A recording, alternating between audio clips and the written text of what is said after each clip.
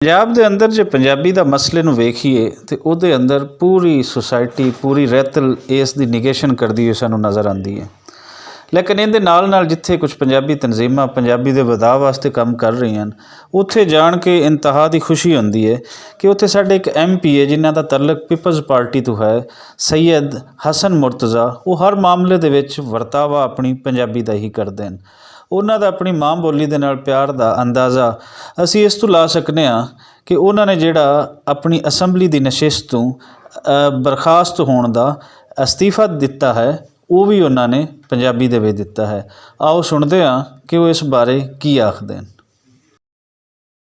Punjab assembly ਦੀ ਉਸ ਨਸ਼ਿਸਤ ਤੋਂ ਜਿੱਥੋਂ 2018 ਦੇ ਇਲੈਕਸ਼ਨ ਦੇ ਵਿੱਚ ਮੇਰੇ ਚਨਿਓਟ ਦੀ ਆਵਾਮ ਨੇ PP 95 ਦੀ ਆਵਾਮ ਨੇ ਮੈਨੂੰ ਮੁੰਤਖਬ ਕਰਕੇ ਅਸੈਂਬਲੀ ਦੇ ਵਿੱਚ ਭੇਜਿਆ ਸੀ। ਮੈਂ ਅੱਜ ਉਸ ਤੋਂ ਅਸਤੀਫਾ ਦੇਣਾ और पाकिस्तान पीपल्स पार्टी और चेयरमैन बिलावल भुट्टो जरदारी ते मुकम्मल इतमाद का इजहार करना। और मैं समझना वा कि जिस मुआशरे दे अंदर लोगों नू रोज़गार ना मिल रहा होवे, जिथे लोग भुख नाल मर रहे होण, जिथे लोग अपने 5-5 बच्चियां नू नहरां दे विच डबो रहे होण और जिथे हस्पतालां दे विच ऑक्सीजन की वजह तो लोग मर रहे होण, मैं नहीं समझदा कि किसी भी हवाले नाल सानू असैंबलियां च रहण दा कोई हक है।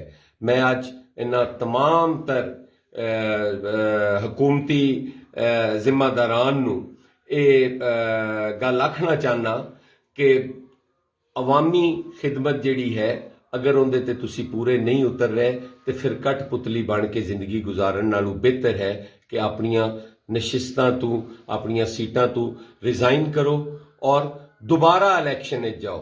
जमहूर और जमहूरीयत की मजबूती लई ये जदोजहद जारी रखांगा और इंशाअल्लाह ताला बहुत जल्द इस मुल्क दे विच जमहूरी सूरत तलू होएगा और जमहूर की हक हुक्मरानी उन्होंने वापस मिलेगी।